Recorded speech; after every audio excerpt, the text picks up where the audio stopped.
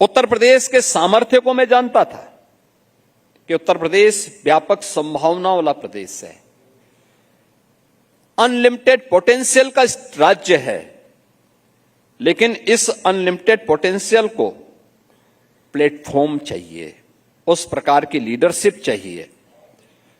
और जो हमारी सबसे बड़ी ताकत थी वो थी सबसे पहले हमारी एग्रीकल्चर ग्रोथ को आगे बढ़ाना, अन्नदाता किसानों की आत्महत्या को रोकना।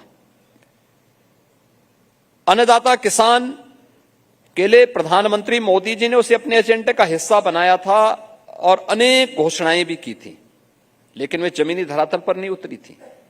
यानी यूपी के अंदर कोई उतारने को तैयार नहीं था। हम लोग आए, हमने उसको लाइन अप किया, उन योजनाओं को जमीनी धरातल पर उतारा। मैं मानता हूं उत्तर प्रदेश की धरती दुनिया की सबसे उर्वरा धरतियों में से एक है, पर्याप्त जल संसाधन है। यानी अकेले उत्तर प्रदेश के अंदर आप देखेंगे 86% भूमि हमारे पास सिंचित है, पर्याप्त जल है। उसका केवल बेहतर नियोजन और उसका प्रबंधन हो जाए तो अकेले उत्तर प्रदेश दुनिया का पेट भरने का खाद्यान्न पैदा कर सकता है। अकेले उत्तर प्रदेश। हमने तकनीक से वहां की खेती को जोड़ा और फिर अलग अलग सेक्टर की पॉलिसीज बनाकर के उत्तर प्रदेश की मैन्युफैक्चरिंग पावर को भी बढ़ाया। मैं जानता था कि बड़े निवेश यूपी में आएंगे जरूर। इसके लिए हम लोगों ने प्लेटफॉर्म के लिए दो चीजें जरूर की, एक लैंड बैंक बनाना और दूसरा वहां के एमएसएमई को फिर से पुनर्जीवित करना।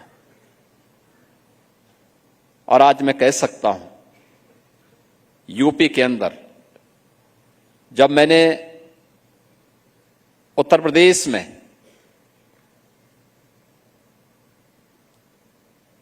सत्रह में मुख्यमंत्री पद की शपथ ली और उसके बाद से अब तक अपराध और अपराधियों के प्रति हमारी जीरो टॉलरेंस लगातार जारी है। जिस राज्य में वन डिस्ट्रिक्ट वन माफिया थे, आपने देखा होगा हर दुर्दांत माफिया यूपी के अंदर से था और वो केवल इंटर स्टेट ही नहीं था, वे इंटरनेशनल भी लिंक्स उनके थे। मुझे याद है एक बार की घटना,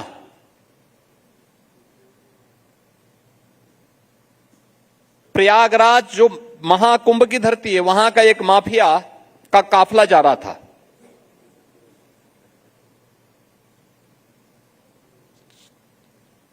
इलाहाबाद उच्च न्यायालय के मुख्य न्यायाधीश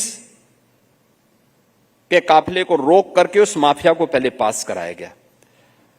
तो चीफ जस्टिस ने पूछा कि ये क्या गवर्नर या चीफ मिनिस्टर आए हैं क्या? तो सुरक्षा वाले ने कहा नहीं साहब आए नहीं, वो फलाने साहब जा रहे हैं। कहा ये फलाने साहब कौन है? तो कोई जवाब नहीं था। वही माफिया जब मुठभेड़ में मारा गया तो मुझे फिर चीफ जस्टिस ने मुझे बताया कि साहब इसने तो मेरा भी काफिला रोका था।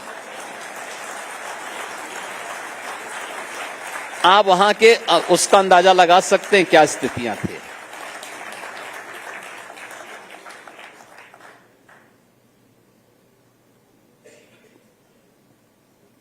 कोई भी सरकार हो,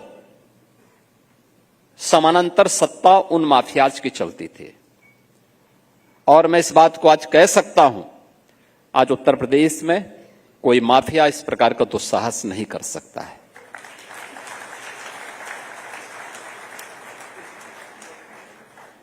कोई भी ऑर्गेनाइज क्राइम उत्तर प्रदेश के अंदर आज के दिन पर किसी से फिरौती नहीं वसूल कर सकता है, कोई गुंडा टैक्स नहीं ले सकता। आज यूपी के अंदर कोई व्यापारी, कोई उद्यमी